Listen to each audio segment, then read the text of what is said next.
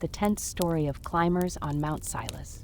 We had always been a group of adventurers, drawn to the thrill of the unknown. So when the idea of camping at the peak of Mount Silas was proposed, we jumped at the chance. Mount Silas was notorious among locals for its eerie silence and strange occurrences, but we dismissed these tales as mere folklore, eager to prove our bravery.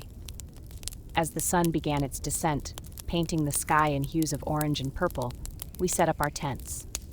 The wind howled through the mountain pass, and the temperature dropped rapidly.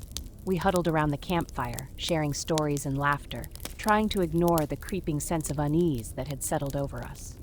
Later that night, as we lay in our tents, a blood-curdling scream pierced the silence.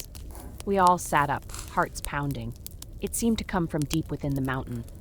A cold sweat broke out on my forehead as I strained to hear any other sound. As dawn approached, we decided to pack up and leave. But as we stepped out of our tents, we realized that something was amiss. Our footprints from the previous day were gone, as if they had been erased. And the mountain seemed different, as if we had wandered into a completely different place. We hurried down the mountain, desperate to escape, but no matter how fast we walked, we seemed to be going in circles. The sun began to set again, casting long, eerie shadows. And then we heard it. The same blood-curdling scream from the night before. We ran until our legs gave out, collapsing in a heap at the base of the mountain. As we lay there, gasping for breath, we heard a faint whisper in the wind. After that terrifying incident, we decided to descend the mountain immediately. However, every step we took felt increasingly heavy. The trail we once knew so well now felt unfamiliar and confusing. The towering trees seemed to close in, forming a sinister wall around us. The sunlight, which had once been warm, now felt cold, chilling us to the bone. The wind blew fiercely, carrying strange sounds that made our skin crawl. Occasionally, we heard the sound of footsteps following us, but when we turned around, there was no one there. Our fear intensified when one of us, Andy, suddenly disappeared. We searched everywhere, calling his name at the top of our lungs.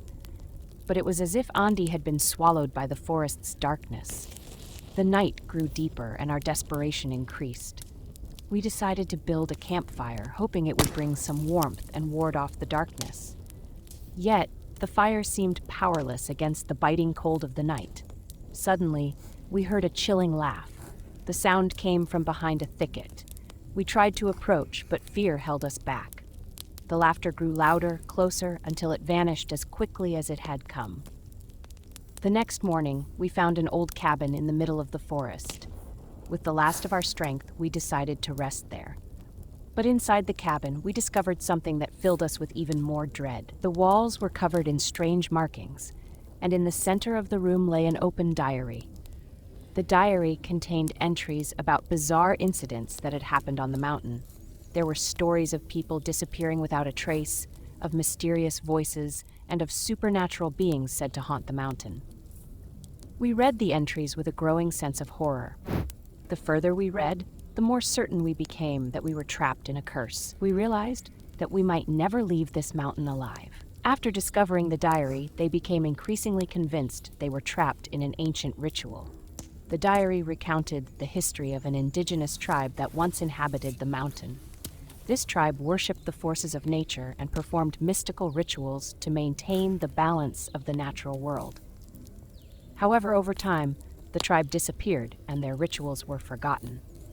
The diary also warned that anyone who disturbed the mountain's peace would fall under a curse.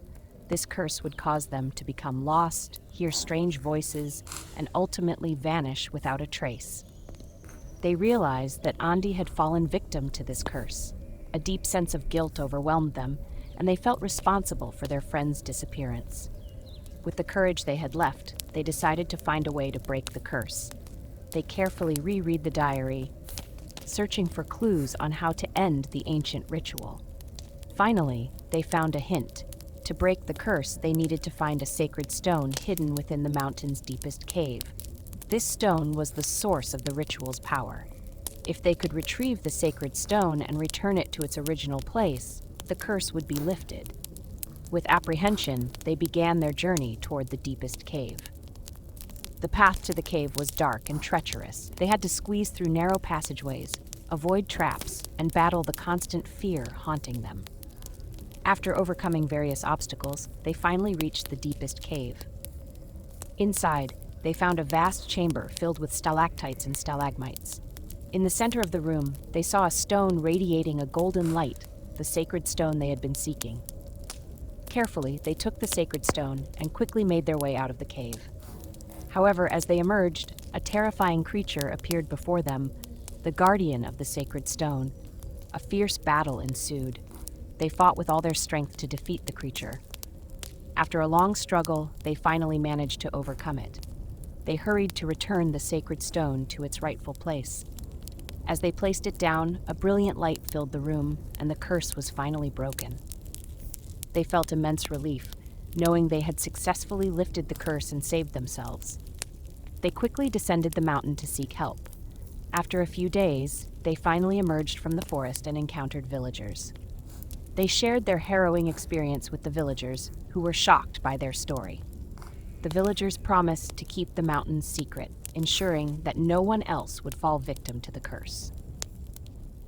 Upon returning to the village, they were welcomed with gratitude and respect from the local residents, who regarded them as heroes for lifting the curse from the village. However, the relief was short-lived. Since returning from the mountain, they began to notice strange occurrences. In the nights that followed, they often awoke from the same recurring nightmare. They saw figures from the ancient tribe performing sacrificial rituals. They also heard faint whispers calling their names.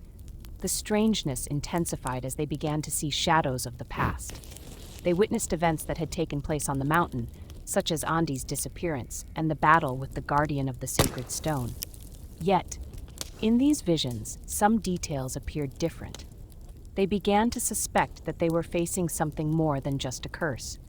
It was as if a mysterious force was attempting to control their minds. The deeper they delved into the truth, the more complex the mystery became. The shadows of the past grew clearer, and they began to realize they were not merely visitors to this mountain, but part of an unbroken cycle. In one of their nightmares, one of them saw an ancient map etched on the wall of the deepest cave. The map revealed that Mount Silas was not an ordinary mountain, but a portal to another dimension. The ancient tribe that once inhabited the mountain had actually been the guardians of this portal, with the ability to open and close it, as well as control the power within. With the help of a local historian, they tried to decipher the code on the ancient map. After days of research, they finally unlocked its secrets. It turned out that the sacred stone they had found was the key to opening the portal. They decided to return to the mountain and attempt to open the portal. Carefully, they placed the sacred stone in its rightful place. As a golden light filled the room, the portal opened. With a sense of trepidation, they stepped through the portal. On the other side, they discovered a world unlike anything they had seen before. It was filled with glowing moss and strange creatures they had never encountered. In the midst of this strange world, they met a wise old woman. She explained that they had been chosen to become guardians of the portal, tasked with maintaining the balance between their world and the world beyond. They learned that the ancient tribe of Mount Silas had not vanished due to a curse, but had chosen to live in the other dimension. They had left the sacred stone as the portal's guardian and a message for future generations. They also realized that the power within the sacred stone was immense. If it were to fall into the wrong hands, it could cause catastrophic disaster. With heavy hearts, they decided to return to their own world and take the sacred stone with them. They vowed to protect it with their lives and to keep the existence of the portal a secret. When they returned to their world, they felt like different people. They carried knowledge and experiences that no one else possessed. They also bore a great responsibility to protect the balance of nature. However, they never forgot their adventure on Mount Silas. They knew that somewhere out there, another world was waiting to be discovered, and they were ready to face whatever challenges lay ahead. Moral of the story: this story teaches us the importance of preserving nature's balance, respecting history, and facing challenges without fear. It also reminds us that many mysteries remain unsolved, and worlds yet unknown are waiting to be explored.